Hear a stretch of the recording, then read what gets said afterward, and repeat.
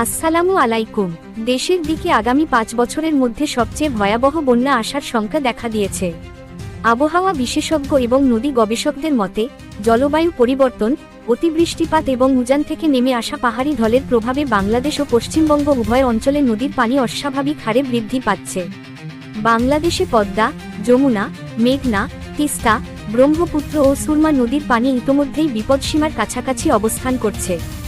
বিশেষ করে কুড়িগ্রাম, গাইবান্ধা, সিরাজগঞ্জ, রাজবাড়ী, ফরিদপুর, শেরপুর, সুনামগঞ্জ ও নেত্রকোনা জেলার একাধিক এলাকা এখন থেকেই প্রবল বন্যার ঝুঁকিতে রয়েছে। পশ্চিমবঙ্গের দিকে গঙ্গা, ভাগীরথী, দামোদর, তোরসা এবং তিস্তা নদীর পানি দ্রুত বৃদ্ধি পাচ্ছে। মালদা, মুর্শিদাবাদ, নদিয়া, হাওড়া, হুগলি, উত্তর ও দক্ষিণ দিনাজপুর এবং জলপাইগুড়ির বেশ কিছু নিম্নাঞ্চলে আগামী কয়েক বছরের মধ্যে বিধ্বংসী বন্যার সম্ভাবনা রয়েছে। গবেষণা বলছে, নদীর গতিপথ পরিবর্তন, বাঁধের দুর্বলতা এবং অতিবৃষ্টির কারণে নদীর পানি 20 থেকে 30% বেশি বৃদ্ধি পেতে পারে, যা একযোগে গ্রামীণ ও শহুরে এলাকা প্লাবিত করবে। বিশেষ করে কৃষি জমি, রাস্তা এবং বসতবাড়ি ব্যাপক ক্ষতির মুখে পড়তে পারে।